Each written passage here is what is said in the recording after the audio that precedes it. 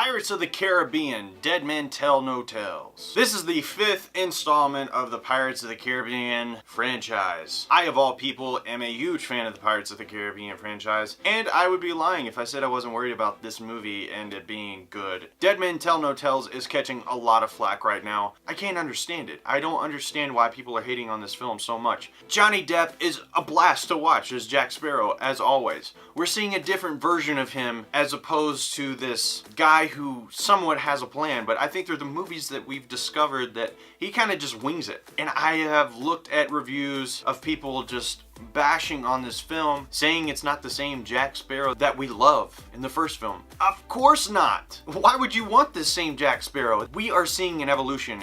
That's what makes a character interesting. Their journey. Where they've come from, where they are now, and where they're going. To me, the greatest appeal to these films is the adventure and the journey. Now, with that, we are getting way too many journeys in this film, and that was its downfall. If anybody's going to tear this movie apart, it's for that reason. We've got a new Will Turner, we've got a new Elizabeth Swann. She's a really smart, sciencey type figure. He's a wannabe sailor slash troublemaker. I don't know. He was just kind of there as a device. We start the story with him. He's searching for Jack Sparrow for a reason. I'm not going to spoil that for you. Much like the Will Turner and Elizabeth Swann characters, I didn't care all that much. It was like how I felt about them by the end of the second film, if not third. Definitely the third. What am I talking about? We're getting these new characters that are thrown in there. Then there's this witch lady that is randomly thrown in there 2/3 of the way through the film. The English naval fleet is using her to try and track down Jack Sparrow, all this, that, and the other. And then we never see her ever again. What was the point? Like, they made such a big deal of her and then she wasn't in there anymore whatsoever.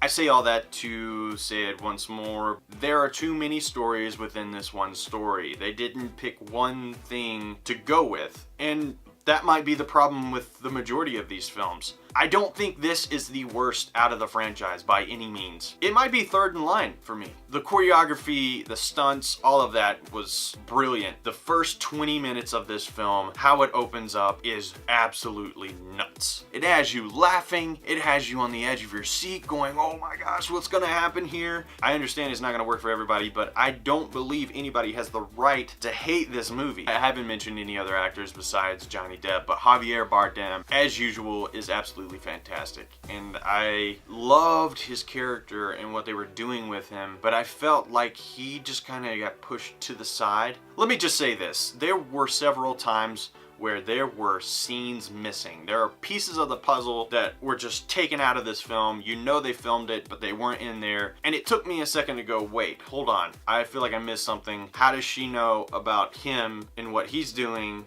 And why is that okay? It happened several times in the film, and that for me hurt the film. Totally started this out really excited. The more I talked about it, the more I realized that yeah, there are issues in this film, but I still loved it. I love the franchise and I will continue to watch them as long as they make them.